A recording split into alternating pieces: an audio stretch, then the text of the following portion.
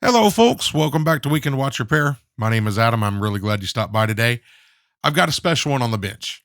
This is a Walkman triple calendar chronograph, reverse Panda dial, a project I've been honestly kind of sitting on for a while. And the reason I've been sitting on it is this is without a doubt the most challenging and complex restoration project I have attempted yet, whether it be on YouTube or not on YouTube. And so I'm just trying to wrap my head around how I'm going to do this thing. So I've just been kind of sitting on this watch, but it is something I've really wanted to get into for a while. This particular one has a Valjoux 723 movement in it. And right now I'm just doing some function testing and I'm checking the rollover of the day and the date just to kind of see where they are. And it looks like there's a 30-minute or so difference between those two rollover points, which isn't the end of the world. It happens at about 11:30 and then the second one at midnight. Now I'm going to check the correctors. We'll start off here by checking the quick set, the jump date feature, and that seems to be working okay. Those buttons on the left side of the case are called correctors. The ones on the right are called chronograph pushers. Checking the top one, this one should adjust the month and the day, and the month seems to work okay, and that's adjusted by about a half press of the button. When you press the button in fully, it's supposed to advance the day, but it looks like the day's kind of coming back to its original part. So that's something's off there. Now we're just going to check the reset. And at first glance, this one looks to be reset about a minute off of 12. I mean, not the worst thing in the world, but it does seem to reset. We'll go ahead and check it again here. I'll speed the video up just to, so we don't have to wait on it, but we'll speed the video up and check the reset again. Seems to be a little bit further left, like 3/4 of a second. Didn't really land in the exact same spot.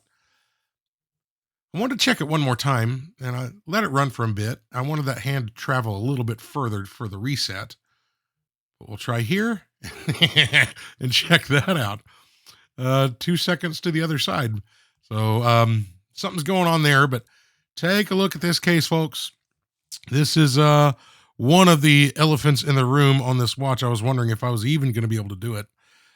These watches are generally way out of my budget. Later on, I'll kind of tell you how I came across this one. It's a pretty cool story, but as you can see, this thing is in rough shape, and I mean rough shape.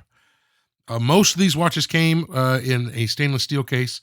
This one is a plated brass case, which they made less of. They were a little bit cheaper, but still a great watch. And yeah, take a look at them. I mean, gosh, look at that pusher. That's unreal.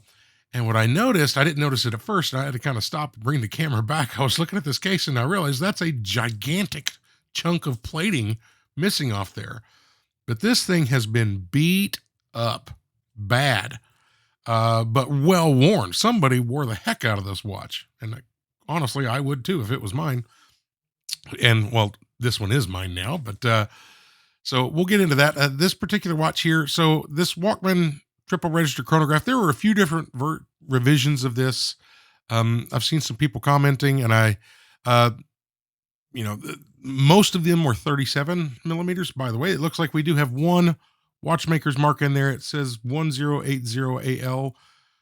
I'm just guessing that's October of 1980 and the person's initials. I really don't have any clue, but we put a full wind in it. I put it on the time grapher because I just wanted to get a starting point to see where this thing was. And it's running a little bit slow. The time grapher traces is very erratic. Beat errors at 1.7. It's not picking up a good enough signal just to even get an amplitude reading. So it's not in a good spot, to be honest with you. But we're going to give this thing a shot. And I've been wanting to try my hand at doing a video on one of these types of chronographs for a while. I've done a land run in the past, but nothing this complex. But just kind of doing some inspections here. The chronograph runner next to the coupling wheel, that engagement is nowhere near deep enough. I'm also checking the engagement between the coupling wheel and the chronograph seconds wheel. And you can see that engagement there. We'll get into that later, but that's a tooth to tooth engagement on these parts. And you need that engagement deeper than what we see here. But we're just kind of checking how this chronograph is running. Here, the chronograph runner wheel is going to engage with the sliding gear. And just like on the Seikos, we've talked about how there's a clearance issue, and that thing did not pass the clearance test. I'm speeding the video up here, and we'll zoom in to kind of take a closer look at what this thing is doing. And after it bumps it, yeah, you see that? So that is definitely out of adjustment. And I'm watching when this thing resets where the minute recording wheel jumper is sitting, and that actually looks like it's sitting right between the middle of those teeth, and that looks good. But you can see it bumped there afterwards, and that little spring is going to cause me some heartache later. If you're watching this video, if you've done movements like these, you know that is a extremely delicate part, that jumper spring, and expensive to replace if you have to find one. But we're going to go ahead and start disassembly. And the first thing I'm going to do is try to get this old gasket out of here. It's so far beyond its useful life, it's laughable. But we get that out of the way. Now I just want to remove the crown. I'm doing that by loosening the setting lever screw. And once we get it loosened, but not removed, just loosened, we can go ahead and pull the stem out. And that is an original crown. Towards the end of the video, we'll go into some detail on that crown. But I'm going to keep the movement ring on this thing. For now, it's just a bit easier, I think. Just where there's one of the screws that hold the movement ring to the movement is hidden underneath the spring that I would have to loosen and remove first. So although I struggle a little bit just to get it out of the case, I just took an educated guess and figured it would be easier that way. The next thing we have here, we have these two little metal cylinders, and these are just basically spacers for the correctors that go between the correctors that are on the outside of the case, on the left side of the case, to do the quick set for the day, date, and month. And then those push the actuators on the inside of the watch. But I definitely do not want to lose those. Now I can go ahead and put the crown back in, and we'll line the hands up and get those removed. So while I'm doing that, this particular watch, first off, I will say thank you, Zeke. You know who you are. Zeke is, I've never actually met Zeke. He lived where I live for a while, and there was an online watch group that's local to this area. He was a member of. He's since moved away, several states away, but he stayed a member of that group. I came along later. I've kind of joined that group and talked to some folks, but I've met him through that group. And I worked on one of these Walkmans for an acquaintance of that group. And I had mentioned how I've always wanted one of these, but they are pretty, they're not cheap. I was looking on eBay at sold items, and I found donor watches of this selling for $1,200 to $1,500, which blows my mind. Good stainless steel examples can get well into the 2000s. So I wasn't really sure where this one lied in there, but they're not inexpensive watches. So Zeke said to me, he's like, hey, Adam, I've got one of those. It was a project that he wanted to have done at some point, but it just hadn't happened. And so, I told him, I said, thanks, but no thanks. That's more than I can spend, to be honest with you. And he came back and he said, no, he gave me a price. And, it's in my opinion, a very, very good deal for this watch. And obviously knowing the work that it needs. And so he even offered to send it to me. He shipped it to me before I even paid for it. Said, I'll ship it to you. You can look at it. And if you want it, buy it. If you don't, send it back. So he sent it to me. I looked it over, and, as long as this thing hadn't gone through a fire, I was pretty much going to take it, because I've been wanting, I wouldn't be able to get my hands on one at that price any other way. So thank you, Zeke. This project would not have happened without you. And I hope you enjoy the video. So taking off these hands, I noticed that when we got to the sub-register hands, that the posts on the hands, at least the two that I pulled off at the same time, I noticed those had different links on the posts. So I put all three of them together, and as you would have guessed, they're all different. So they're all very particular to their individual spots. So I'm making a note of that. And I'm going to find that basically there is every screw on here just about as unique to it's spotting this watch. I pulled up some documentation on this thing, and it turns out there is 41, not total screws, but 41 different types of screws in this watch. But that's including the eccentrics, which there are several of, but 41 different screws. So what you'll see when we do this is, I really don't put it on film, but you'll see the screws back in the plates and all that as we disassemble this, because there's no way I'm going to try to keep track of that without leaving them in the watch. But we got the dial pulled off, and that dial looks phenomenal. I mean, that's the saving grace of this watch. It's just an unbelievable dial. That I've wanted a Panda or reverse Panda for a while. That's just beautiful. So we can begin disassembly of the movement. And first coming off here is the dial washer. That's the date star wheel. Since this is a jump date function, the date hand actually mounts to that wheel, and that star wheel engages with the date driving wheel and all that fun stuff. We'll get into that later. So we're going to begin in disassembling this triple calendar chronograph mechanism. If that one wasn't obvious, that's the day wheel with the star underneath it. We can take off the month wheel as well. So that month wheel does not auto rotate. The only way to advance that is manually by that corrector on the left side. So as the watch is running, it goes past the 31st. That month wheel is not engineered in this movement to rotate. So it's just a manual push the button once a month kind of thing. But we can go ahead and get this spring out of here. And I will forewarn you folks, and I'll just be honest with you. So I left the footage in here. My head was not in the game during certain parts of the disassembly on this watch. I sent some springs flying. I left the footage in there because it's honest, and I'll just tell you, I did it. But I'll kind of point it out as I do it. But definitely there's lessons here in how not to take one of these apart. I learned my lessons though, and I got it back together without doing any of that. But taking a look at this, yeah, that's that lever, and you can see where that arrow is. That is what should quick adjust that day wheel, but that clearly wasn't working. Here's the first mistake I made. So my head was not in the game here, and I'm holding it with my hold down tool, and watch this. That's like, oh, well, there's tension under that, and boom, there it goes. I just deserved that. I don't know what else to say.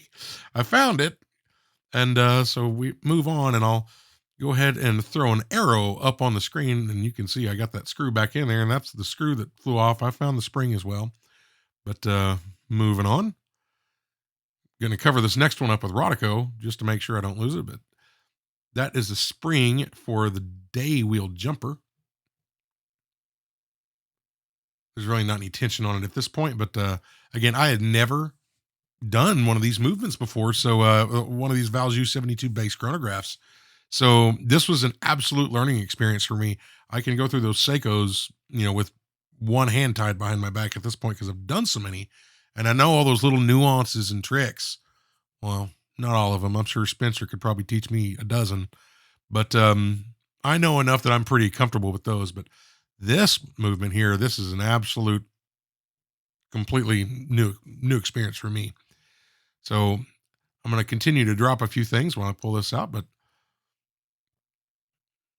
that's the month corrector lever. There's a long post in there where it's going to go in there and engage with the day corrector lever. But if I can stop butterfingering that part, there it is. Now we'll go ahead and remove this corrector lever as well for the day function. And so, yeah, that little notch on the end of it, that should engage with those teeth on the underside of that wheel when you push that lever in fully. And for whatever reason, it wasn't working. There are revisions of these movements. Even they may not have even changed the name of the movement. It could be a Valjoux 72C, and there's different revisions of the 72C, where they added that in. And so this is one of the differences here. These driving wheels, that's the driving wheel for the day. And that's the date driving wheel. Very similar in function to like the main 72Cs. But the little spring on the top of that is a safety feature. So if you go backwards, you don't break the pin or break your wheel. The earlier revisions of those 72C movements, which is basically what this is, did not have that. It's the same thing with the pawl and hammer reset deal, which we'll get into later. That whole assembly is one assembly on this watch, where it's individual pieces on other revisions. Next up, we can remove the spring here. I'm going to loosen the spring up and just kind of get it tension removed as much as I can. That is what puts tension on the conveyor, which is part of the hour recording wheel, hour recording mechanism on the chronograph. But we got that out of the way. I pop that screw off. And again, I do that a few times during disassembly. Thankfully, it's all kind of right there. I have one bad one in here, though, folks. I'll just tell you the spring I'm going to remove here in a bit for the hammer reset, for the hour hammer reset. That one was a big one. I really ate it on that one. It happens, but I put it in the video, so you'll see it. That was the corrector lever for the date. And we can remove this spring here. And this spring here was really dug in there. I mean, that was a tight squeeze in that little channel machined into the main plate. So just taking my time, using Rodico to make sure it doesn't move anywhere, but we got it out.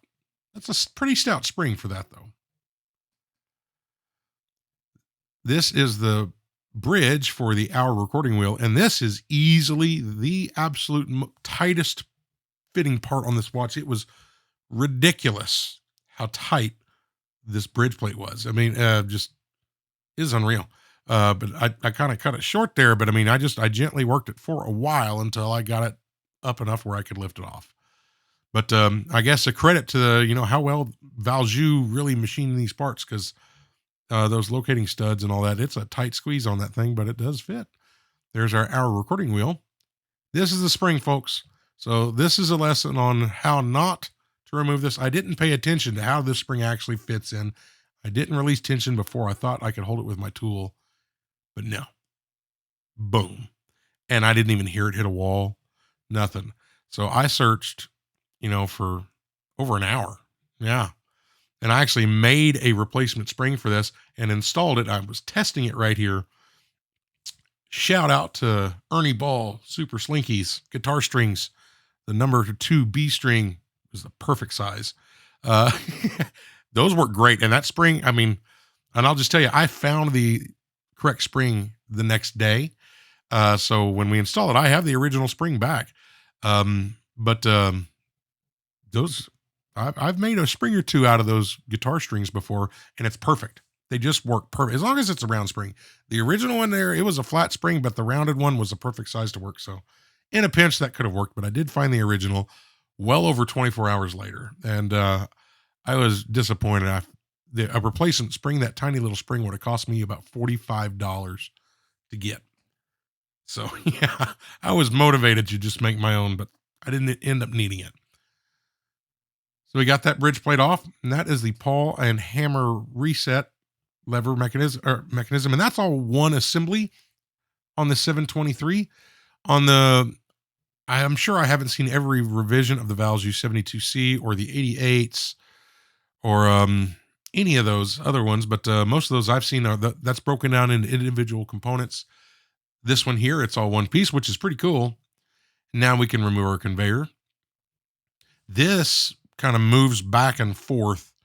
There's a long arm that when we pull this out, you'll see this arm that goes all the way through to the other side of the watch and engages with the switch, which is part of the chronograph mechanism on the underside. And when you press the button to start your chronograph, the switch pushes that lever, which then adjusts the position of that arm and engages with the hour recording wheel. There's our driving pinion to run that wheel. Now we can remove our cannon pinion. So as we remove that cannon pinion, I decided I'm going to go ahead and leave the keyless works in place for now. Generally, I'll remove those at any time, but I want to have that in place when I do the rear side of the watch. But I'm also just taking stock of all the screws in these plates from the mechanism. Check these out.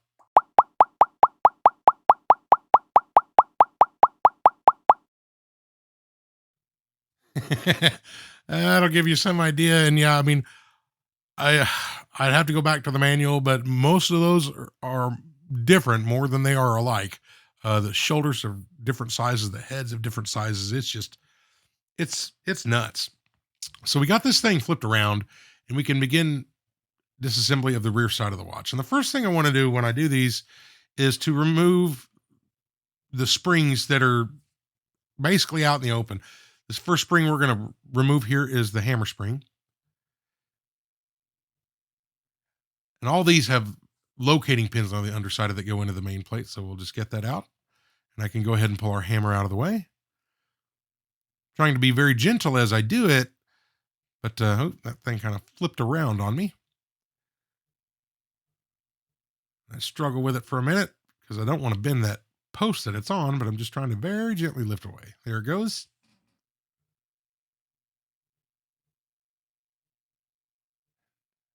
Now I'm loosening up the spring for the operating lever.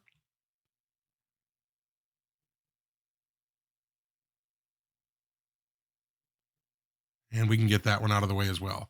And that's the spring that is covering one of the two screws that attach this movement ring to the movement.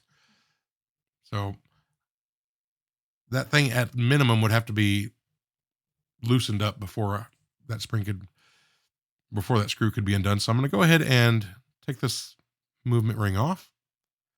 I decided later I liked the way it fit in the movement holder, but when I had it on. So during assembly, I almost have it back on the entire time, except for one time where I have to remove it, and I'll show you.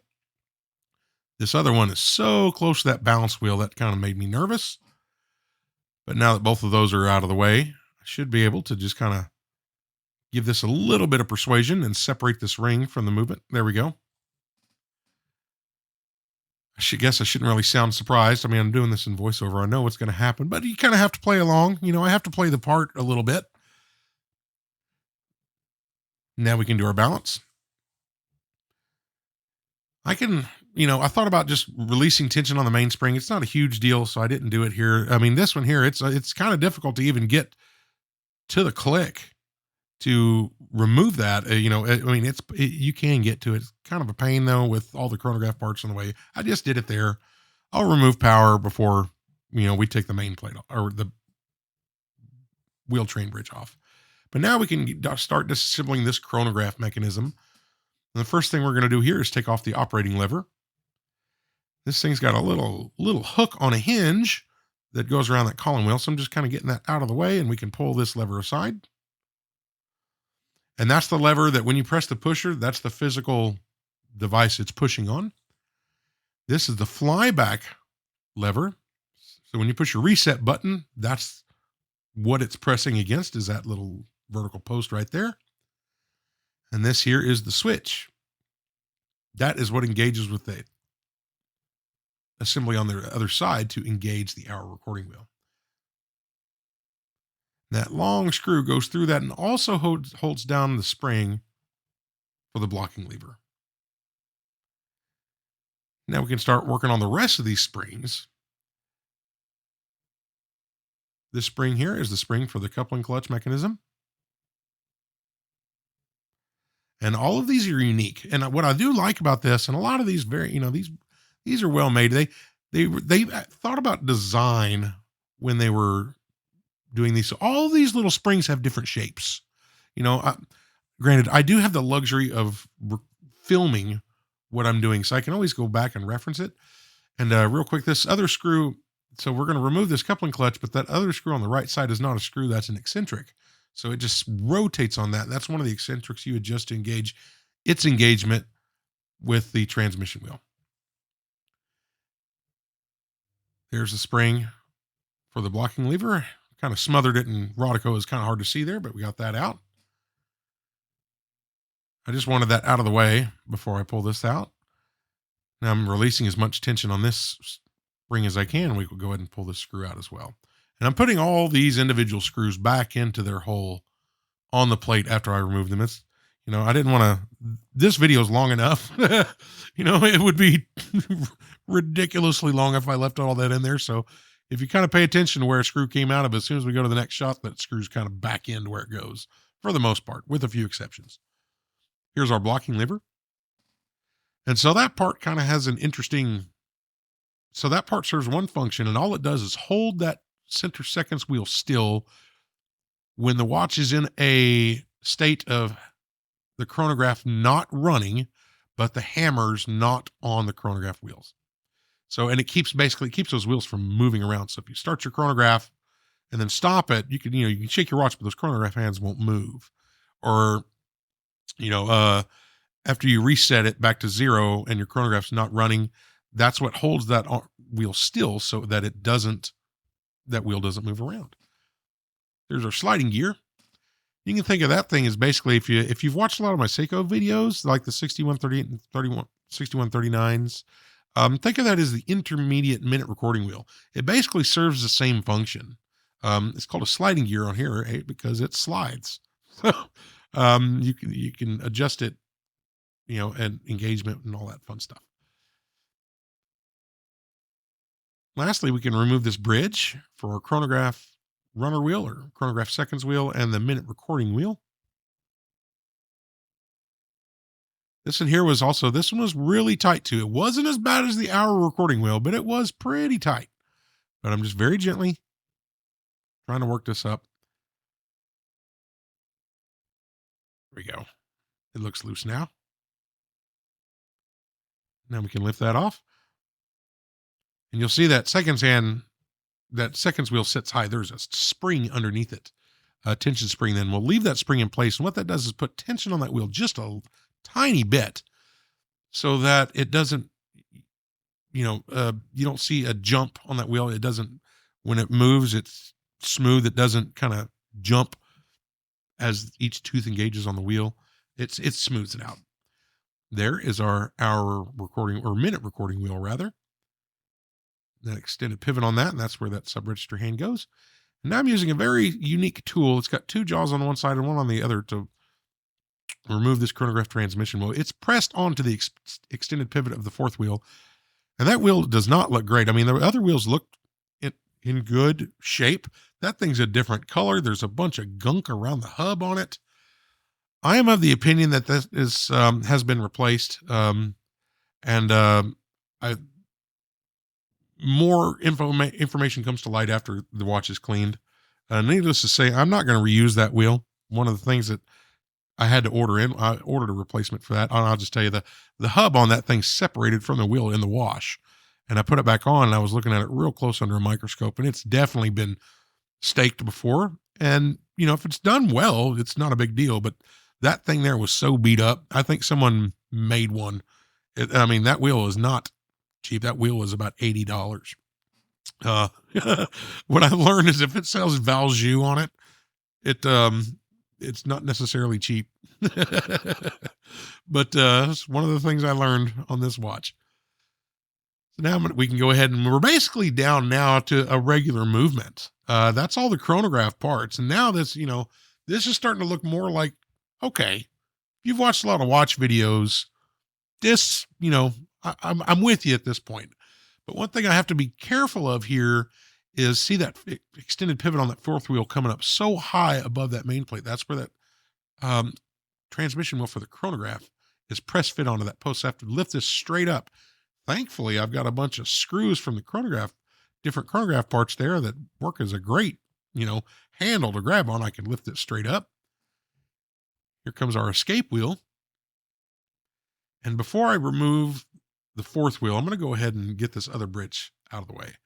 So I'm checking each of these screws before I kind of put it in the bin. I'm just to see if I notice anything different about them. There's going to be 3 screws on this main plate or on this bridge. And as I pull this third one up, I notice that it is different than the other 2. And I wanted to make sure, so I'm going to go ahead and bring all the screws back over here. And I'm not even thinking about filming it at this point. This is from, me making mental notes, but it works for the video as well. But you can see that middle screw. And that was the third one I took out. I knew what hole that came out of. So I'm taking a note that one of those belongs in a very specific spot when I go to when it's time to reattach that plate. So now I'm starting to gently work this barrel and wheel train bridge up. And as I lift it up, the barrel decided it wanted to come along for the ride. So we'll address that here in a minute and see what's going on. And then the last thing I do, and I would do this before I, even started filming these for YouTube.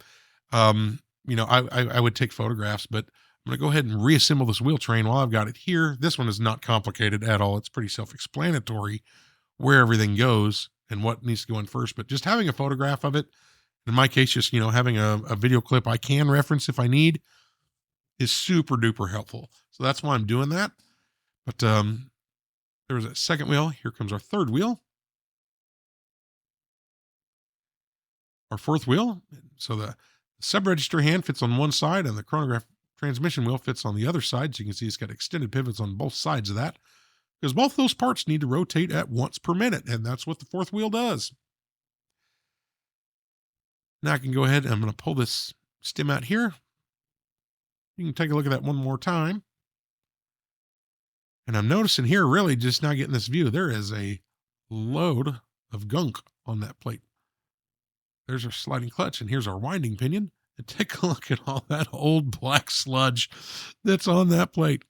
That's old grease, and this thing wasn't under greased, so it's got that going for it. It does look awful, but it could be worse if there was nothing there. So we got 3 screws holding this cover plate down that covers our keyless works.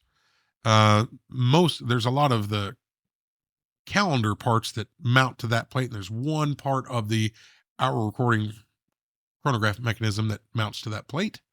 Well, once we got that off, it's a very standard keyless works. The one thing on here is this setting lever spring was very, very stiff and very short. So normally I like to loosen tension on it, but when I barely began to nudge that, I could tell that part did not want to move. And if I moved it, I was sure I was going to break it. So I'm holding that down under tension.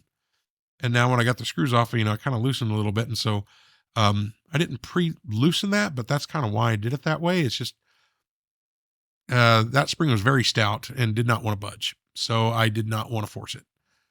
But the minute wheel and second setting wheel came off with it, but we can go ahead and put those back in place just for the sake of seeing what they look like on film and for my own records. Heaven help me if I, those are about the 3 easiest wheels to place. They're all different, so they only fit in one spot. So I probably shouldn't mess those up, but it's force of habit at this point. There we go. Second setting wheel. We did the first one before that. Now we have a screw holding down our yoke spring. I'm just kind of covering this with Rodico just to make sure that spring, doesn't fly out, but it's in a really deep recess. I doubt it. I doubt it would have, but, better safe than sorry. Then I'll go ahead and work on prying this spring out of here because it's in there pretty deep. But we'll just keep all the footage in here and you can see it. That's real life. Sometimes you kind of struggle with parts a little bit, but there we go. Now our yoke in this is held on by one screw. And as you could guess by everything else, it's unique. It's, it's got a shoulder and it's the only thing it's going to fit is that, is that yoke. Only thing it's going to fit properly. But the yoke comes out. Now I flip it over and I can just unscrew the setting lever screw, and you can see that setting lever fall out, and you can see all that dried up black grease on that thing. And now we can pull our screw out. You can see Valjoux actually put a metal bushing inside the brass main plate for that to keep it from wearing. So that's really good. Now I want to disassemble this bridge plate. And if this thing will cooperate with me, I'll grab onto that arp. There we go. Pull that mainspring barrel arbor off. I think it was just tension between the click spring and the crown wheel causing that ratchet wheel to stick, and thus it took the barrel with it. But it's not a big deal. We got those two separated. Now we can take apart our click spring. That is under spring tension at the moment, so I'm just kind of holding that down as I remove the click. Okay, good deal. And now it's just one simple screw, and we can pull that spring off. And that's what's really great about these springs too, is if you line all the springs up on this watch, they're all slightly different. So, if you take good photos or something like that, it's actually not terribly difficult to, make sure they all go back in the right spot. Lastly is our crown wheel. And so this is a two-piece crown wheel. We have two screws in here, and the crown wheel on the outside and the crown wheel core or crown wheel center on the inside are two separate pieces. So we can pull these two screws out of the way. Take your time at them. It's not awkward. Okay, finally. So there we go. Two pieces. There's our crown wheel and our center. All right, now we have the mainspring barrel. This is pretty standard stuff here. While I do that, I will say, and just because I may be talking about something else later, I do not have video footage of me reinstalling the spring. And the reason that is because I wanted to replace the mainspring. You'll see down here, I look at it. I mean, it's got a slight, it's out of flat by a little bit, and that part's fixable, but I could feel it in my hands. It felt kind of bumpy. It felt worn out. And so I bought a mainspring for this thing. They said it fits Valjoux 723s, and I got it in and, go to assemble it. And it was the inner coil was hilariously too large to fit the arbor. And it's not a small arbor on this watch, but it was gigantic. It was way more than I was comfortable actually, manually adjusting. So I bought one other spring, different brand, or from a different source, had the same problem. So then I go on eBay, or I buy two more mainsprings. And the fourth one was a new old stock best fit mainspring, probably 40 years old, 50 years old. But it was smack dead perfect. So I didn't count on using the original lubrication on that spring. So I cleaned it all up and put it back in. But that adventure of mainspring swapping and testing and all that, and by the time I was working on my third and fourth ones, I didn't even film it, and I wasn't even thinking about it. So that's why when this thing goes back together, you'll see a barrel all nice and done up, but not actually, you don't see it go together, but I'm sure you've seen that in other videos. I'm doing some pre-cleaning here. This is my process. I'm just doing it on this bridge plate. I'm going to go through all the parts and do that, obviously, except for the balance and stuff, and nothing with any shellac on it. So no balance, no pallet fork. So we've got all our parts laid out here, and we're going to go ahead and put these things in our parts baskets. I am putting the wheels and some really delicate stuff in that inner basket, and separating a few things just to make sure to avoid damage if at all possible. And then most of the other stuff at this point, I know where everything goes. So, we can just kind of pile it wherever it fits.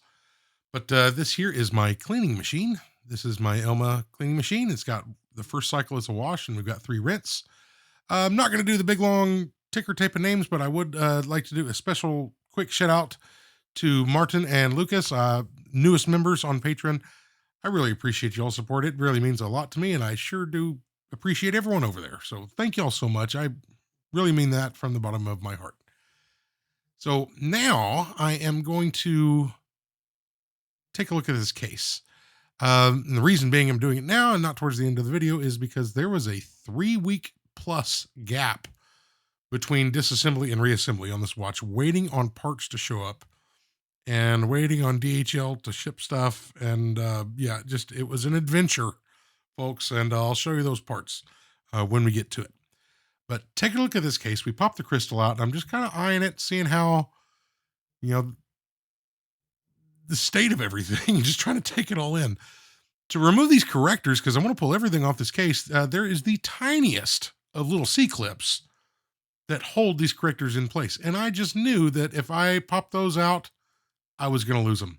So, I'm not inventing any tricks here, but just put it inside of a plastic bag so it catches it. Poke a little hole through it so I can fit my tweezers in there, and I'll just pop that spring or that little C-clip off.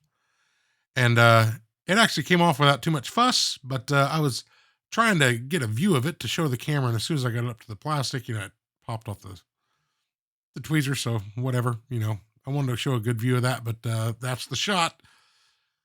did that on both of them, and now I'm removing the pushers, and these screw in from the back side, and that screw is actually what engages with the operating lever and the flyback lever. So there's the screw right there. I'm going to go ahead and pop the cap off. There we go. Those things are just in horrendous shape. But there's the pusher cap. And there's a tiny little springs inside of there. I'm going to dig out one of them here. So I'm going to show you one, pusher and one corrector, but it's the same process for all of them. You can see where that gasket is on those. And at the time of taking this apart, I didn't know what I was going to end up doing to, repair those. Or, it's not like there's a Walkman parts store, anywhere, but I'm just pressing those out. The base of each of those parts is pressed into the case. So I'm using this tool here to push those back out. The correctors and the pushers are both the same. And the last thing I'm going to do is press out the case tube, or the crown tube rather. And that comes out as well. I mean, that's a tight squeeze in that case, but that does come out. And you can kind of see there's the corrector parts and the gunk on them. Those are actually stainless steel, and the other ones are brass and in horrible shape. So now comes the casework. I knew I had time waiting on parts to show up. So, I try to gather my nerves whenever I do this. And the first part's always the hardest, but I have some diamond files, and I'm very, very lightly just starting to go over it, because the first thing we want to do is remove the old plating. There is ways. I've never attempted it. I don't have the thing, what I would need to try. But there are ways to chemically strip this, but it also, you can eat into your brass and really, really mess stuff up very quickly. So I'm just going to do it the old fashioned method here. I've just got a little bench vise in there with some plastic tips on the jaws, and just starting to remove the plating with a very fine diamond file, and just kind of starting with there. And you can see the brass kind of start to peek out, but I'm really trying my best. I'm trying my best to maintain edges and kind of keep everything straight. And there's so much wear around these. I'm going to have to redefine a lot of these edges, but I got that one flat side kind of done. And that's just with the file. I mean, there's zero sanding done at this point. I know it looks absolutely horrendous. But the good news is, I mean, this brass is really soft, so it doesn't take a long time. Starting here with some 400 grit paper, or 400 grit sandpaper, and that's just at 400 grit and not a lot of effort. Now, granted, that is the easiest part of the case to do, but that's not half bad.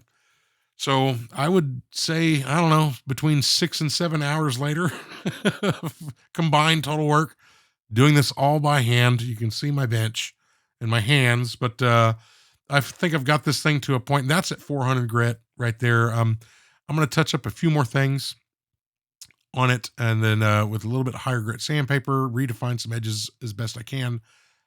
So this here is a stitched cotton mop, and putting some white Dialux on there. And this is going to get rid of most of the scratches, but it will also round edges if I'm not careful. So I'm just trying my best to kind of keep everything defined with this white Dialux in this particular mop. But this will get rid of most of the scratches, because what we want to do when we refinish this case is we want to get this thing to a mirror polish as best as possible. And I am not a professional, so as best as possible for me is different than professionals, but I can get it pretty close. So I'm working on that right now, just trying to take all the scratches out. Now this watch deserved a brand new mop. That's the softest mop I got. Red Dialux is really for precious metals. It's extreme. It's the lightest just about the lightest compound they make. And you can see when you put a brand new wheel on there, one that's this soft, you're going to get some fraying at first, and some things flying off. So that's why you see those things flying off the wheel. That happens on new wheels, especially non-stitched wheels. But working this over now with Red Dialux, and this is as light as I can go on this thing. But I'm not really reshaping anything at this point. I'm shining it, and so I just kind of working it around, taking my time. And I'm not going to show the entire process, but you'll kind of see most of it here. There's a little trick I like to do, which we'll show in a bit. But yeah, just working each edge. And I probably put more footage in here. You're probably getting bored with it, but I didn't really honestly know how much to do. I had quite a bit of this. A lot less time with the red. The white Dialux took a lot longer. But here in a bit, we'll be back at that wheel before we're done. I'll show you a little trick that I do that helps out. But I cleaned it. One clean, then I'm getting my fingerprint smudges all over it, and we'll clean it thoroughly before we start. But onto the case back. I'm gonna just show like the first and last stage. This is 320 grit, a firm sanding stick. There's no give in that stick because I don't really want to. I wanted to keep defined edges on that, and there's 3 different edges on this case. So the last stage I'm going to do here is just 2500 grit and work it over. But I don't want to, especially with the heavier grits. I wasn't going hard or long on the back of the case because I don't want to lose any of the the markings on the back of that case. And some of them have faded pretty far, but we didn't really go that deep. We just kind of took the surface stuff out. There's a pretty fairly good size scratch on the edge still where someone tried to get in there, but you saw the back of my head there for a second. Now we're off to electroplating after this thing has been thoroughly cleaned. So the first stage we're going to do here is electrocleaning. After 2 rounds on the ultrasonic, now we're going to deep clean this thing. So set my voltage, and we'll leave this in there. This in here is in there for about 25 seconds. Heated, by the way, on this particular solution. And then we're going to rinse this in distilled water. And what I'm looking for here at this stage is a water break test. And you can Google it. There's videos on YouTube about it. But what I'm looking for is I want to see if water beads up or not. If I see water beading up on the surface of it, that means it's not clean enough. Basically, I got to redo the entire cleaning process. It's not good enough to electroplate at that point. When I see water not beading off, then that passes the test. So this next one is the surface activator, and you can see right when I applied voltage, you can see the bubbles. So this prepares the surface to accept the bright nickel plating that we're going to put on here. So a dip in clean distilled water, different distilled water cups for each stage. Making sure, again, it passes the water break test out of this. And I'm keeping this part, what they call it, wet out. I'm not letting this dry out between stages. I have all my solutions preheated, ready to go. So we're going one to the next without skipping a beat. Now we dump it in our solution. That is a nickel anode inside the bag on that. And on this, I'm setting amps, not volts. I want constant amps so that the delivery of nickel ions, I'm not a scientist, but the delivery of the nickel to the part is consistent if your amps aren't changing. And I calculated this at the surface area at a specific voltage at a specific time to achieve the plating thickness that I was shooting for. And I was shooting for 18 microns, specifically just because that's the way the math worked out. I want a really nice thick plating on here because I want to take it and do a little bit of touch up and have thick enough plating where I can put it on a polishing wheel, not even concern myself with even remotely going through the plating on there. So I like a nice thick plating on the watch. So that's it. I mean, we haven't touched anything up, and that's right out of the rinse. But the lighting's not the greatest, but I mean, that is not half bad. I'll take it. So now that I've got good thick plating, I'm going to go back to the Red Rouge and just any little, if there's a piece of anything on there that I can clean up with this, I will. But the surface is pretty good. I did my absolute best. I mean, good prep work makes all the difference. You can do this till the cows come home, but it won't matter if your prep work's not there. So I really put my time into cleaning this thing, polishing it as best I could and cleaning it. And this just touches up very, very minute stuff. But I'm going to go ahead and kind of hold this in there. And I like to kind of get it somewhat loose in my hand and hold it at an angle, and it'll kind of get that weird angle where the lugs kind of meet the edge of the case and all that. And it does a great job of that. So I like doing that on both front and back sides of the watch, but we'll clean this up. And yeah, this is like just a couple minutes really on this is all it takes. I'm not overdoing it, and I'm not putting a whole lot of pressure in it, but you can kind of see that's the process. So There we go. And it's also, if I can speak honestly, it's kind of fun. It's kind of fun to do. It'd be easy to overdo it, but that's just kind of, yeah, cleaning up the last of it. And after that, we'll put it through the ultrasonic again to clean it up as best we can before we go to reassemble this thing. So we got it out of the ultrasonic, and you can see those pushers look way better than the old ones. So those are stainless pushers. I thankfully came across, it's the beauty of the internet.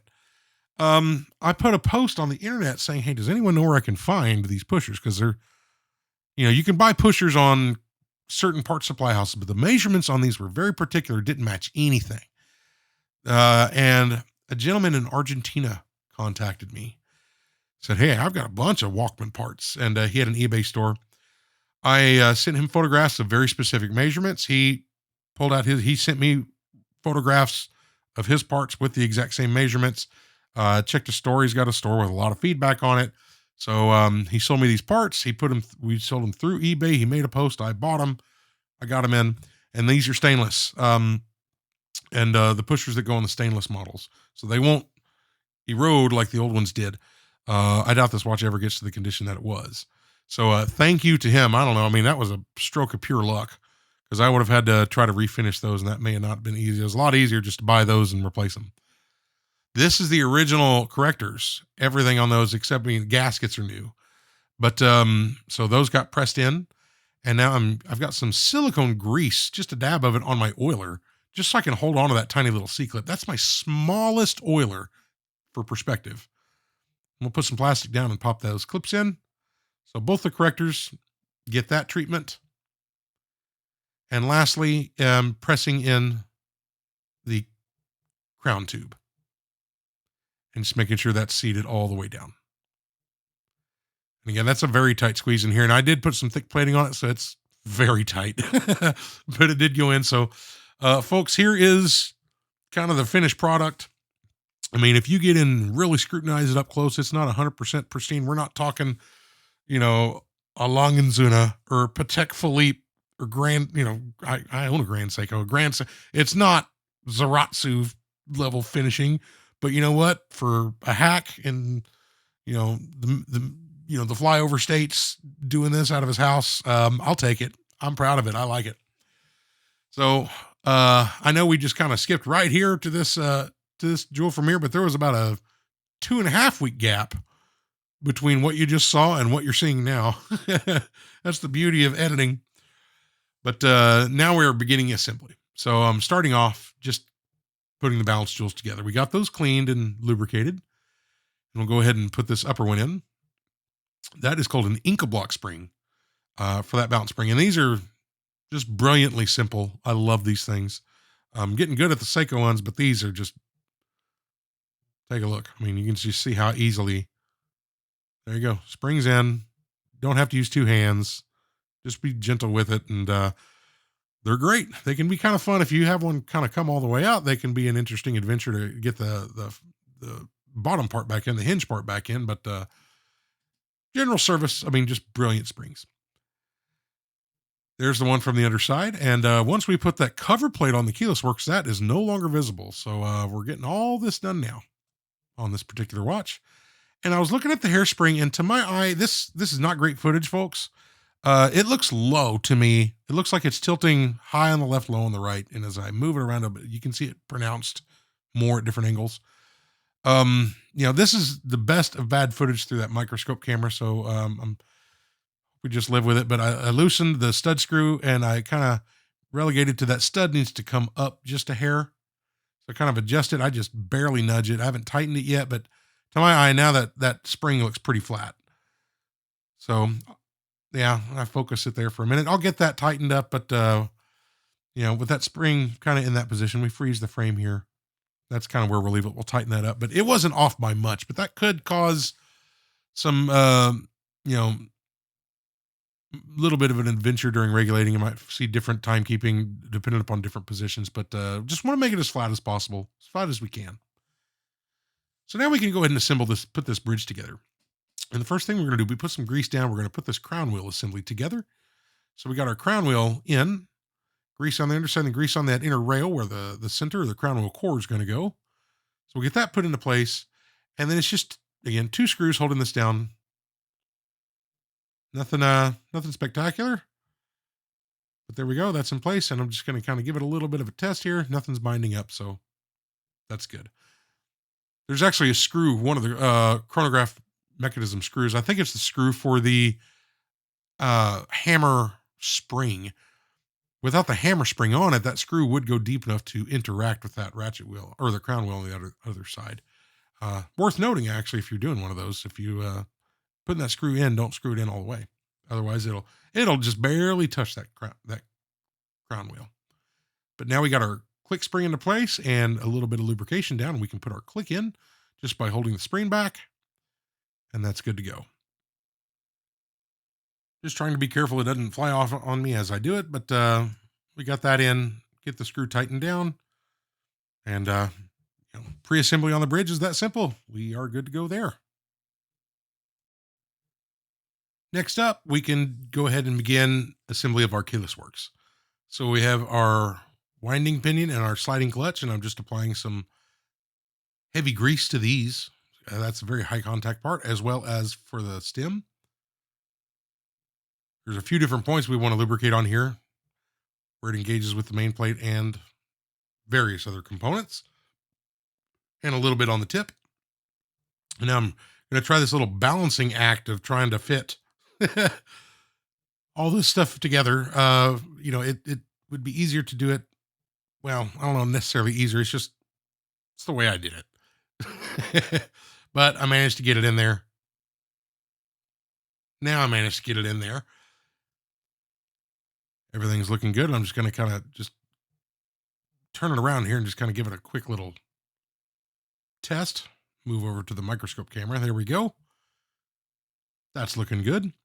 And so I will say, as we begin to put this together, because this first part here on the keyless works is really not going to be anything that's different than what we've seen.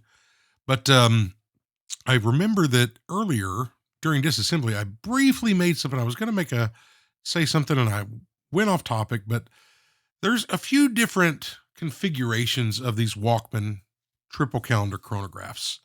Outside of the dials, there's a gold one. That's not a reverse Panda. There's a gold one. The most popular one, the most well-known one is this reverse Panda. But I posted on the community forum, the community page, that this was going to be the next watch. And, a couple of people made comments, and they were all referencing 37. And most of these are 37. They did make a jumbo that was 39 millimeter. And actually, that's what this one is, which is excellent for me. Pretty pleased that they didn't make a lot of those. It's a jumbo. So this one is the 39 millimeter version. They had, most of them had Valjoux 72Cs or Valjoux 730s in them. The Valjoux 723 is another triple calendar chronograph movement Valjoux made.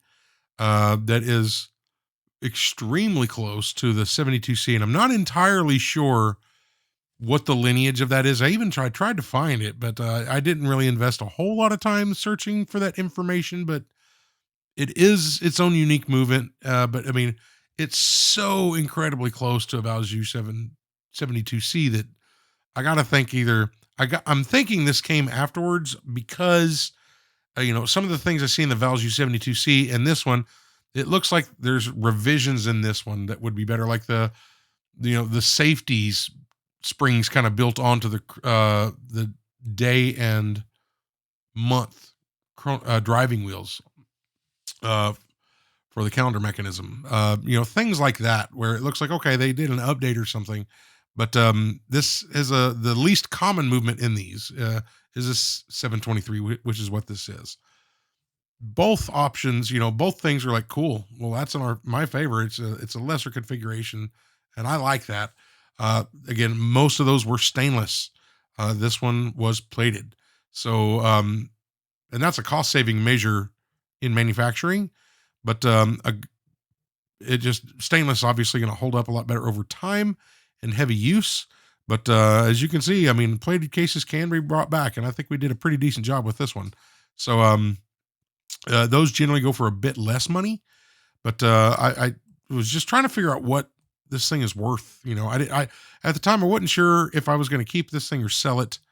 If I sold it, it's not an inexpensive watch, and I could buy some projects for the channel, and kind of keep funding this thing. Along with the support I get from Patreon and whatnot. But this is not an inexpensive operation. It would have taken you know over half a year. I won't get into it, but would have taken a long time to fund this without the support that I do get. And even with it took quite a lot more than what I've earned throughout the entire process of having a YouTube channel.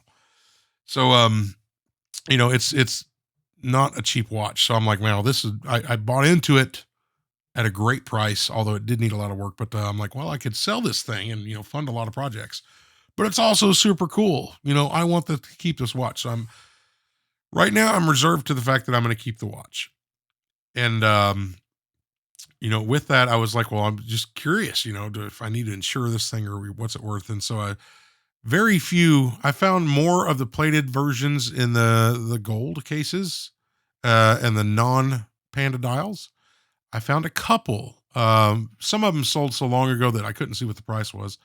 I found a couple ones digging through eBay to see. None of them were in the condition this thing is now, and none of them had the 723 in it.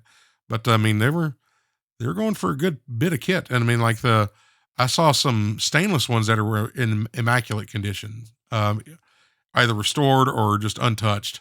But I mean, those are extremely rare to see that good, and they were fetching $2,500 up to $3,000, and I saw one go over that sold. There are people asking, more than that, but that doesn't mean they're going to get it.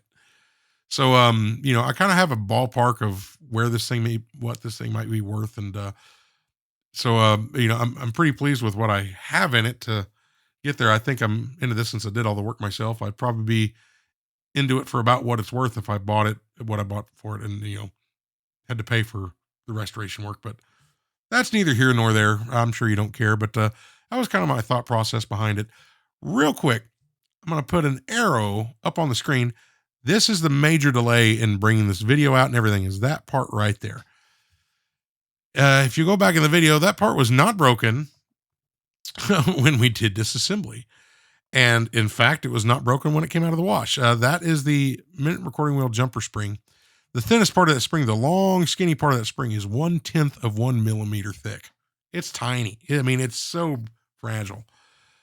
I think, and so it was on that movement when it came out of the wash. It was there, but I mean, I didn't look closely at it. I think all I noticed was at some point I looked down on my bench, and I have some parts on the bench, and there is half of the spring laying on my bench, and then the other part that you see still screwed into the movement. And I must have just clipped it with some tweezers while moving the part or something. I don't know. I test fit a few things, but nothing that would have affected that. So, yeah, that broke. And I found a couple, and only a couple, actual Valjoux new old stock replacement parts, and they were $150 and up for that tiny spring. It's no bigger than their pinky ring or pinky fingernail, and 1/10 of a millimeter thick. But I found one out of Germany. It was $83 or $88. I can't remember at this point, shipped. And but it was the correct part, and there was a few revisions of that spring. I had to make sure I got the right one. But got that, and it took DHL almost 2 weeks to even put it on an airplane. I guess it's just the way when you select a certain shipping service, international. But I just had to wait. But I did not want to assemble this watch without that. Real quick, I'm putting on the Canon penny now, but I'm just being extremely careful to make sure that clearance between the teeth, it was aligned properly before I pressed it down. But that's the story on the major part of the delay on this watch. There's some other reasons from, me personally in my professional career, it's been extremely busy. Thankfully the delay came at a good time because I didn't really have a whole lot of time to put towards watches, to be honest with you. Real life gets in the way of hobbies, and priorities need to take place. So I had to keep paying the bills. I'm sure most of y'all, know what I mean there. So, but we're back now, and I've finally got a chance to sit down and work on this thing over a couple days. So getting the pallet fork in and just making sure that the pivot's in place and that everything's good to go there. And that looked really good, fit real nice. And that's one thing that's great about these parts. I mean, it's man, these parts fit together. I mean, they fit right. There's no slop in this thing. It's a really, really well made movement. Now you can kind of see why Valjoux are kind of held in the regard that they are. You can tell when you're working on it. It's a well made watch. So got everything in and put a few winds in the mainspring, and I'm just checking engagement on the pallet fork, and it's looks like it's kicking over nicely. The locking depth looks good. So now I want to lubricate the escapement on this. And so what I'm using there is Mobius 94 or 941 rather. I've been using 9415 for the longest time, and that's a grease, but it's specifically made for this. 941 is an oil, but it's also a specific oil specifically for doing this. And I was reading that, the 9415 has always worked, never had a problem, but I was sure that I was getting a little bit of an amplitude drop just because it's a grease. And when I'm using it on slower beat moving, 18,000 BPH movements, 21.6, stuff like that, I think I was robbing myself a little bit of an amplitude. So that's 941. It's just an oil, but it's an oil specifically engineered for lubricating escapements on non-high beat stuff. You can use the other stuff and it works totally fine. But we got our balance in, and that kicked over. That was really nice to see. It was running before, and at this point, don't know how well it's running now, but at least it's running after. So, we're check one in the win column on that one. But we'll get that in, just making sure it's seated all the way down, and we'll go ahead and get that screw put into place. And I was just kind of playing around with some settings because I wanted to run this thing in for 45 minutes or an hour or something. It's got a full wind in it now, and I'm watching that hairspring breathe, and that looks really good. This is what I think is kind of cool. Never shown this before, and I was playing with the microscope with some angles, and those aren't spots on the jewel. That's just light. But you can see how it's locking, and I'll slow the video down. You can see when that pop fork comes in. That's the entry stone, and when the escape wheel comes around, when the exit stone releases, the entry stone locks, captures that escape wheel. Then when it unlocks, it kicks it over and moves it over there. And here's here's the exit stone. And you can see the locking depth on that. And that's actually right where we want to be. And we'll slow that video down. You can see how far that tooth up is. And so that's why we really want to make sure, the jewels, faces of those jewels are important, but just as important is the sides of those jewels. I mean, that escape wheel's engaging that. And I just thought that was a really cool shot. I've never pulled that one off before. So I just wanted to show it. But I've let it run. It's been running about an hour. Very basic timekeeping. Those oils have not settled, but I put it on the time graph right now just to kind of give myself an idea of where this watch is. It's going to run in a bit more, but amplitude starting out at 280. We'll see what happens with it here in a minute, but it's running a hair fast. This is in dial down position, but we've got our beat error sorted out, 289, almost to 290. So we flipped the movement over, and at first it looks like it's running about dead even, which is about 8 to 10 second difference between positions, but I let it settle in a little bit, and it actually starts to creep up right to where it was in the other position too. But to my eye, 270s, 280s amplitude right now, pretty consistent timing between positions. After about 24 hours, we'll dial it in further, but we can work with that. That's good. So here is our replacement Valjoux chronograph driving wheel. I don't know I think I called it a transmission wheel earlier. I think the term is driving wheel on these for these, but at least according to the manual. But this is press fit onto that hour hand, and these can be tight when doing these. So I'm using an older hand setting tool that it's just allowing me to press that thing on with even pressure and dead straight up and down. But that wasn't all that. I worked it down a little bit very gently, and I mounted the coupling clutch next to it, and then I adjusted the height. So here is just a shot showing that driving wheel engaged with the coupling clutch, and I used this opportunity. I adjusted that eccentric screw so that the engagement between the teeth was exactly where I wanted it, deeper than it was before. The heights are the same, so I don't have to mess with that moving forward. The adjustment's kind of pre-done. Wheel height is set, and eccentric is set. So here is that replacement spring that took almost 3.5 weeks to get here. So there's two screws. This back one, that is an eccentric, and this is a tight squeeze over that eccentric, but it goes down. And the other one just kind of locks it in place. So we'll get that down. And then I'm going to go ahead and put this other screw on.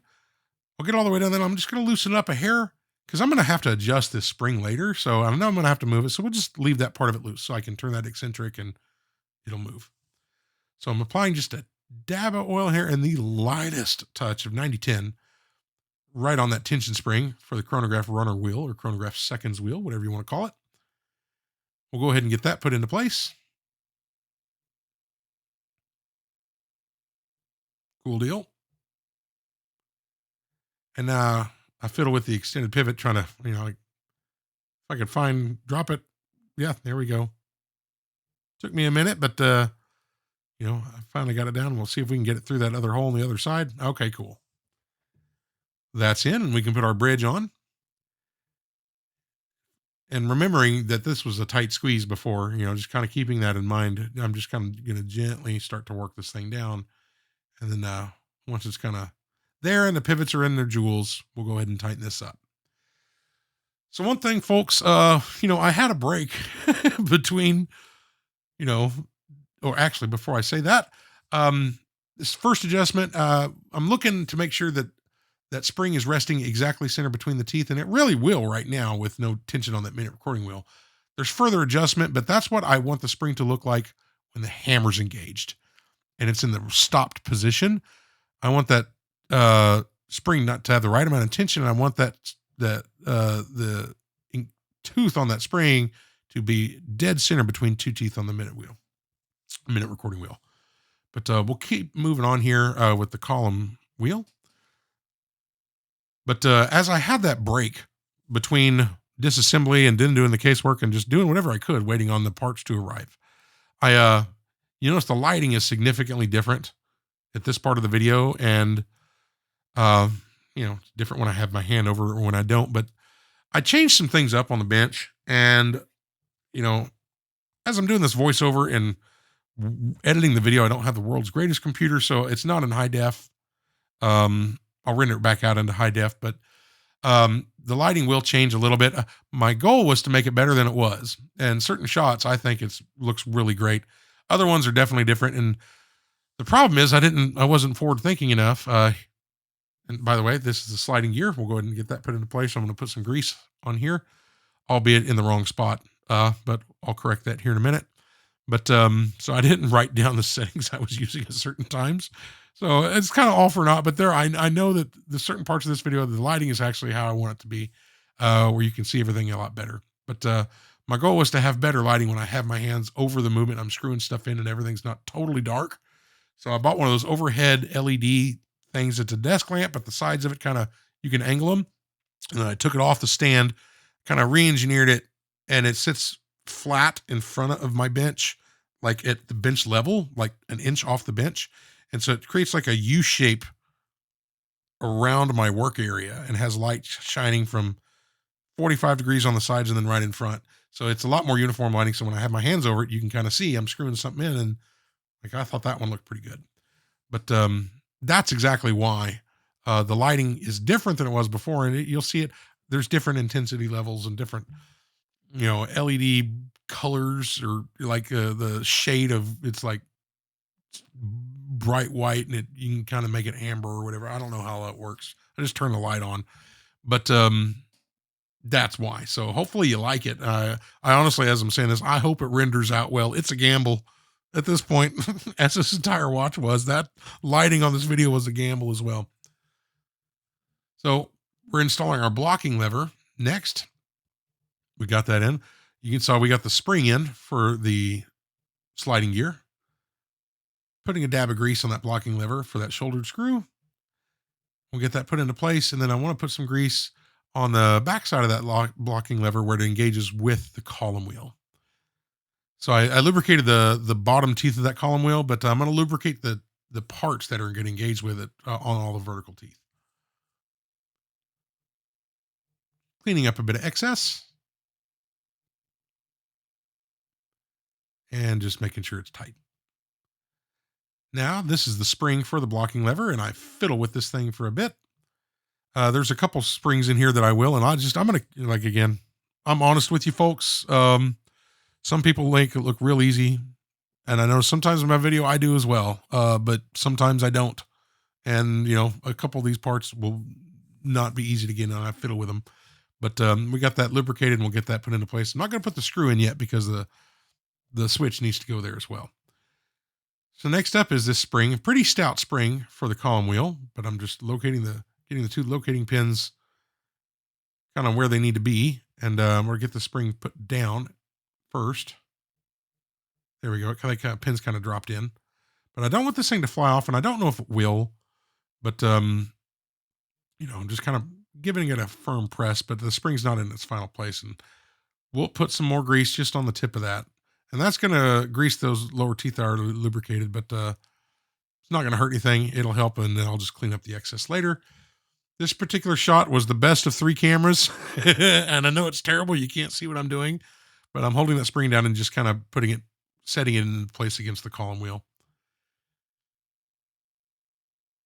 And I'll just clean up the excess. I'm just going to check it here. Just move that column wheel a little bit, rotate that grease around. If you actually watch the blocking lever, you can see it open and, engage and disengage with that chronograph runner. Next up is our coupling clutch and the coupling wheel on there. We want to lubricate both sides of that very lightly. So this thing is always going to run 24/7. It's going to engage with that chronograph driving wheel, and I'm going to lubricate the eccentric on there as well. So we lubricated that with the post with HP 1300, the wheel with 9010, and did a terrible job. I mean, I didn't drop that even remotely close. So we'll put it on that eccentric and kind of nudge it where it needs to go, and it dropped into place. And so the other screw that's in there is a shouldered screw. So I'm going to lubricate a little bit of that because although I've already made my adjustments to that, it can move in that screw slot if we adjust that eccentric. So even though we've already adjusted it, I'm just lubricating that, and we can put a spring on for that coupling clutch mechanism as well. Same process as before. I'll just tighten it down a little bit, and I'll just apply some heavy grease to the tip of the spring. Made a mess there, but set that spring into place as well and tighten our screw. And you know what's coming next. Out comes the Rodico. There we go. Really trying my best. And it's a shame that this movement's hidden. It's got a solid case back, which is a cool case back, but it's such a beautiful movement. I sometimes I really don't think I do them justice in the video, but seeing it in person, it's just amazing to watch this thing work and watch that chronograph run if you have the case back off. And the it'd be cool if this thing had an open case back. They really weren't doing it back then.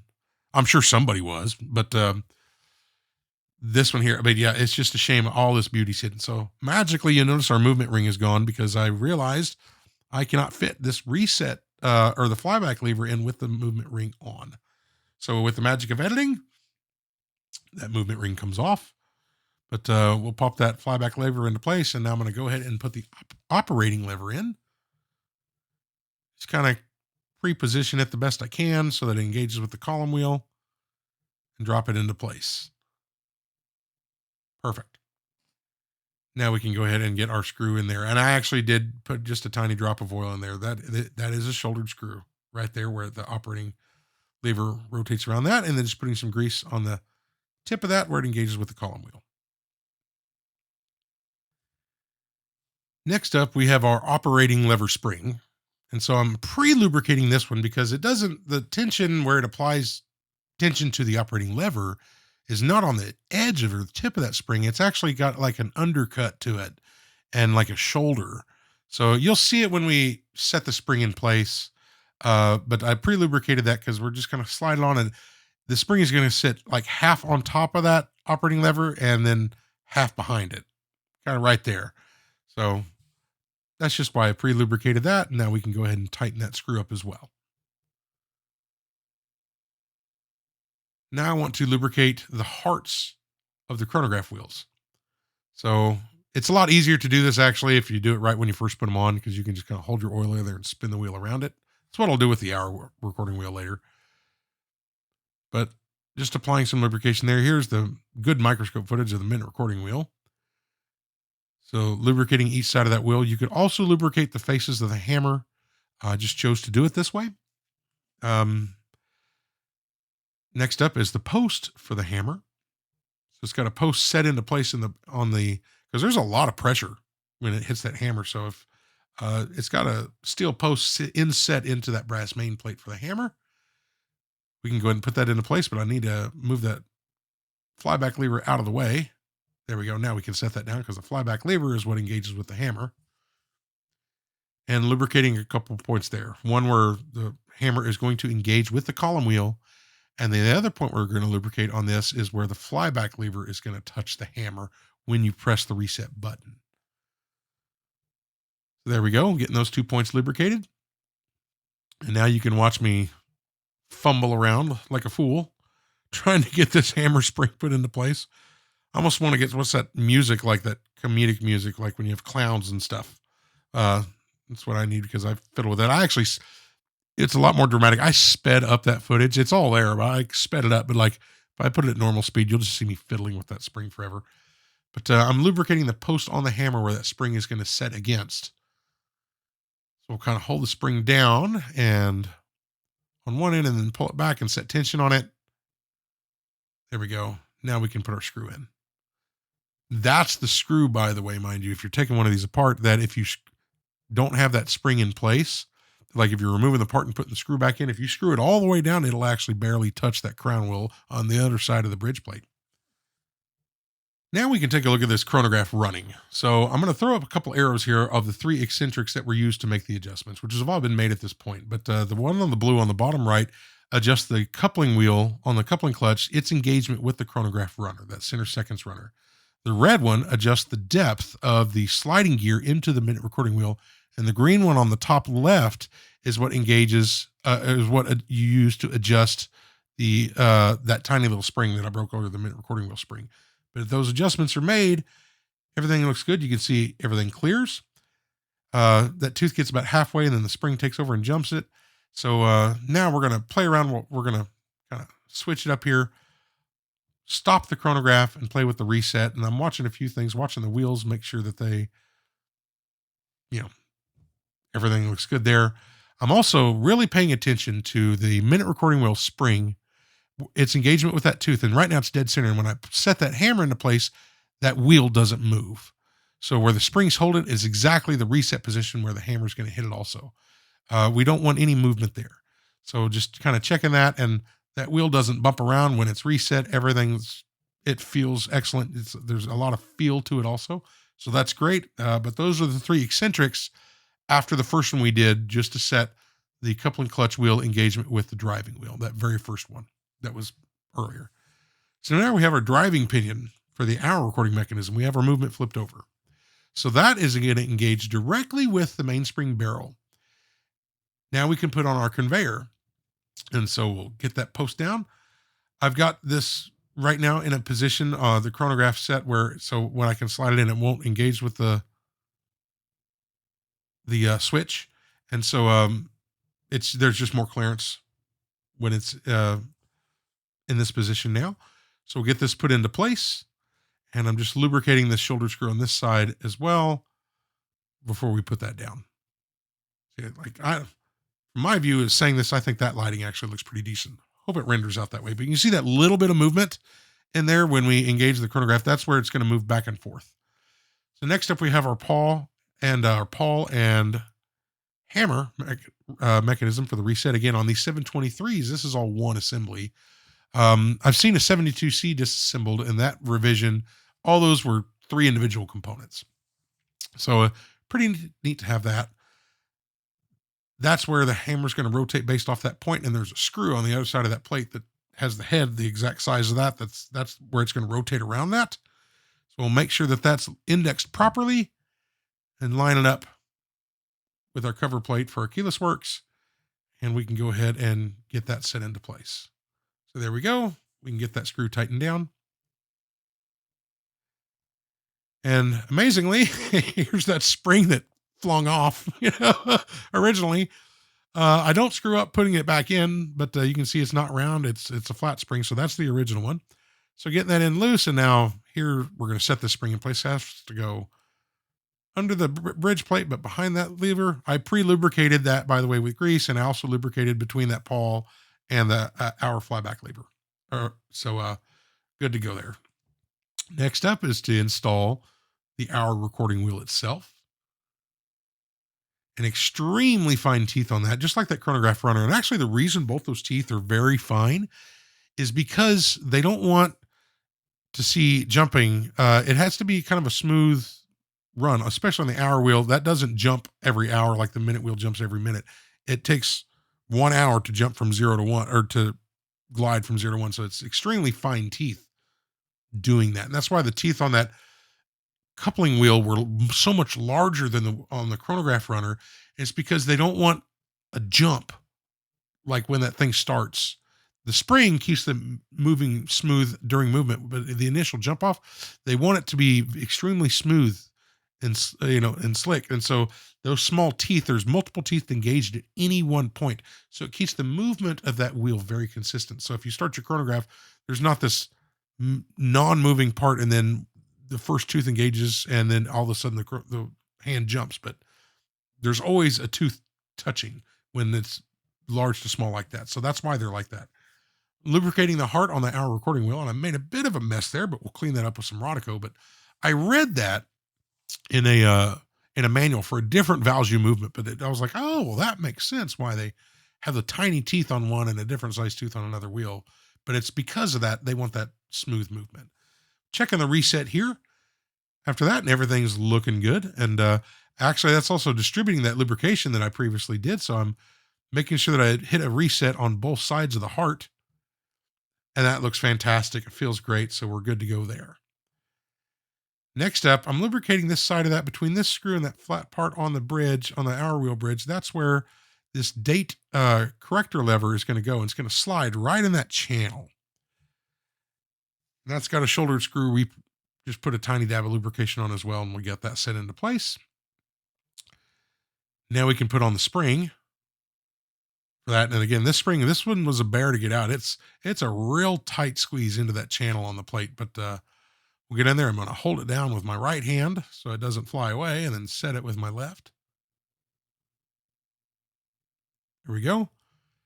And it's actually barely out on the edge. It's out to first. I'm going to kind of press that inwards a little bit and kind of make sure it's in that little channel.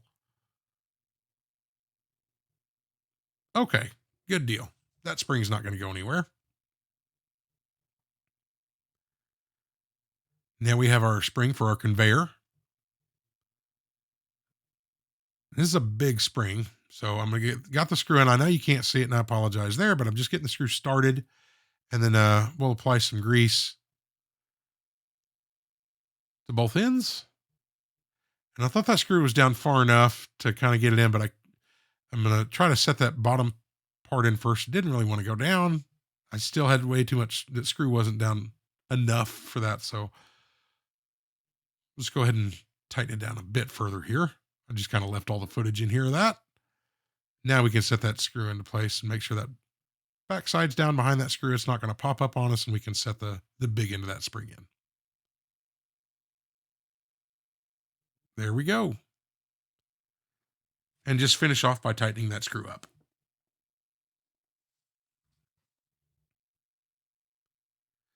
And I'm just kind of giving it one more test. And you can see when we start and stop the chronograph, you can see that conveyor moving back and forth. And that's moving that gear on the conveyor into and away from that hour recording wheel. Because that conveyor gear is always turning, but we only want the hour recording wheel to turn when we engage the chronograph. So that's why the conveyor moves like it does. Next up is our jumper for our date. I'm going to go ahead and put the hour wheel on. So I'm applying a little bit of HP 1300 here to the outside of that canyon pinion. We can put our hour wheel into place. It's really cool to see this watch start to come together. Now we can get our driving wheels on. So this first driving wheel is the driving wheel for the date. that little tab, that vertical tab you see sticking up there, is going to engage with the date star wheel that we'll put on later. That's the driving wheel for the date, or excuse me, for the day rather. And you have to make sure those are actually put on in two very specific positions. And we'll kind of change to a microscope here. You want that dot on one wheel and that post on the other wheel. You want those two to line up. And then what I noticed is a previous watchmaker, they had marked these wheels, as you can see, and so they were one tooth off. If I lined it to that, whatever it was previously, I'm one tooth off. And what that, it's in an effort, they want you to line it there in an effort to make the day and the date change as close to the same time as possible. And I guess if one's off, you can actually adjust the position of those wheels a little bit and change where that is. I guess you could time it that way if you really wanted to, but I just set it back to where the factory said to set it. So next up, we got our date or our day rather, and now I'm putting in the month corrector levers into place. Pre-lubricated those points, by the way, and before we put them in, we'll go ahead and get that screwed down into place. And I'm going to lubricate just a tiny bit here. This may rub on the outside of the spring that's going to go underneath that screw later. So I'm just putting a tiny dab of grease right there. And we'll put that, we're not done with that screw. We'll take it out again when we put in the screw later. Here's our jumper for our day wheel. Get that set into place. Move it over where it needs to go. And now we can put on our screw. We pull that screw off one more time. And now we can put on our spring for that day jumper. Pretty easy installation there. We'll just get this started and grease it like all the others we've done as well. And if I was smart, this is how I would have disassembled it. But then, this is how you learn your lessons. When you go to put the watch together, you can put those lessons into use. Although I would not recommend taking 3.5 weeks plus between disassembly and reassembly, especially of a movement like this. Again, thankfully I had a video to revert back to if I needed. But next is our spring for our corrector levers. And so this spring is kind of interesting. Again, this sits, one half of it sits on the outside of the main plate. And so we'll get that in. This is the one of the two that really flew off on us. This one flew off too, but I found it pretty easily when we disassembled. But we'll get the outside set, get it screwed into place. And now that it's in place, it's not too big a deal. I'll go ahead and use my oiler to kind of push that spring out of the way and grease between that and that corrector lever.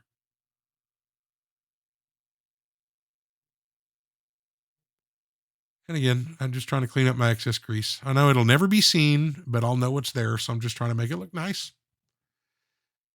Next, we have our jumper for our month wheel. The shouldered screw is going to sit in there. So we'll pre-lubricate that and get that set into place. And this spring here is going to pull double duty. So this spring here is the spring for that month wheel, like we just said, for the jumper for that, but it's also the spring for the jumper for the day star wheel. That one, like part we put in several parts ago. So we're going to go ahead and, the microscope footage in the best, but I just thought this angle, it kind of made sense to show how the spring's kind of doing two different tasks at once. So just applying some grease to both sides of that. There we go. And we'll just make sure that everything's moving freely. That looks good. So next up, I'm holding with my right hand, I'm holding back that jumper lever because it wants to engage with that star wheel. And if without that wheel there, it would go further where you couldn't put the wheel in. So I'm just holding that lever back, applying a little bit of 90-10, just the tiniest bit in there, and then getting that screw put in place. And now I'll kind of fiddle with my tool and come back here and just make sure I'm pull that lever back, and you can see that spring kind of compress. And now that I know that it's set properly against the teeth when I release tension on that spring. So that looks good. And I'm also going to check the corrector, and there we go. It's moving that across just fine. So that looks great. Now we can do the same process for this. So I'm going to go ahead and kind of get this wheel put into place right now, and we'll oil it first. Don't have to pull back the lever just yet. But this one here kind of pushes up, not down. So we'll put that in and grab a hold of this wheel and put it in place. There we go. I think, I left the footage in here. We'll set the screw in and go ahead and get that tightened down. And then, okie doke. Now I'm really curious at this one. I wanted to see if it worked because, I mean, I couldn't find the problem before, but it wasn't working. But a full press in, like a half press, you can see is jumping the month, but the day is returning to its old position. It'll jump halfway, but when you press it fully, now you can see that date wheel making full turns. So the system works. So, I mean, it's working. I don't know if it was just gunk or what was going on before, but yeah, it works now. So here's our date star wheel. So this is what is going to index that the driving wheel is going to turn. It's what the index is going to index position on, and that's also what that jump hour date hand is going to mount to that tube. That's what it's going to go around. And lastly is our dial washer. And I got to tell you, that's a good feeling to see that dial washer go on because this movement was something else, folks. Now we can get our dial on. And I will say, just like kind of everything else, the dial feet on this thing are a really tight fit into there. So I had to gently work this thing down. It's a real tight fit, which is, again, I'd rather them be tight than loose. But we'll turn those kind of eccentrics to go ahead and tighten that dial up. But just a quick explanation, folks. The video footage of me setting the hands and installing the crystal on the watch case was all in one camera. I filmed it. The files were unreadable. I don't know what happened. I'm very sorry. So I had to make this jump. I know it kind of ruins the flow because now all the hands are pre-assembled and the glass is in the case, but it is what it is. I reformatted the card and tested it out again, and it's fine now, but for whatever reason, everything I recorded there was shot. So this here's the original crown. There's a little bit of surface rust, but the main issue here, the gasket inside had basically degraded into nothing. So there's no gasket in it. And no matter what I did, I can't get that out. There's a trick to, you can stuff O-rings in there and you can push it out from the underside. I couldn't make it work. So as much as I wanted to reuse the original crown, I didn't want to do it at the expense of moisture ingress. So this is a very unique crown size, and it's a tap 7. I literally found one post for this on YouTube. So, or on eBay. So, I found it, but I mean, it's a watertight flush fit crown, 2.5 inch tube or 2.5 millimeter tube opening tap 7 crown. So I have I got a replacement Valjoux stem, and we're fitting that in. You can see after I cut it and trimmed it, I didn't want to go too far at first, so I have a little bit left there. So we're going to cut the stem down once more. And one more time, I'm going to file down the tip of it so that I can screw the crown back on. And after the next adjustment, we're right where we want to be. So that's good. So now what I'm going to do is go ahead and pull that crown back off. I'm going to use some blue Loctite here. This is not permanent, but it will not remove unless you are intent on removing the crown, and the heat helps. But you only need a tiny bit, so I'm going to get the excess off of there.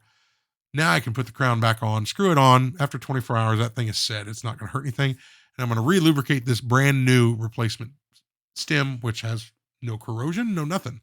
So it was a trade-off of I still have the original crown, and if I can figure out a way to get that back off, I may have to get it off in a really difficult way, and then kind of refold the metal back on itself. But if I can, I have O-rings that'll fit, but I just could not get the gasket replaced. But the original crown doesn't mean too much to me that if I can't wear this thing and easily get moisture in the watch, it's not worth it. So that's why we went the way we went with the crown. So we go ahead and got the case put back on, and now I'm just giving everything a test. So the jump date works excellent. We're going to go ahead and do half and full pushes. You can see the month moving each time. On half pushes, the date stays the same. On full pushes, the day moves forward. So, I mean, that's excellent. And I want to check reset here as well. So I went ahead and pressed the button and I walked out of the room and did some stuff. I wasn't really sure how long it was going to run. I was just hoping I got back before my camera battery died. So we'll speed this footage way up. I believe it's like 9 minutes and something is where it stops. It's coming up real quick. Yep, here we go. And we're just going to go ahead and give this thing a test. That hour wheel's barely moved, but you can kind of see it's barely off at 12. But we'll reset it. All right, I'll take that. I'm going to wipe off something that fell on the glass there. So, folks, I've never done a product review before, but I'm going to do one here, or I'm going to try to. Some people have asked in the past, but there's a strap company out of Canada that I really like to use. They're called V-Green, and they hand make leather straps, and they make them to order, and they turn them around real quick. And I've always really liked the straps. I had one order recently. It was the only time it ever happened, but the stitching wasn't as I ordered, and they don't know about this YouTube channel or anything. I'm just a customer. I emailed them and sent them a picture. Said, "Hey, this is what I got."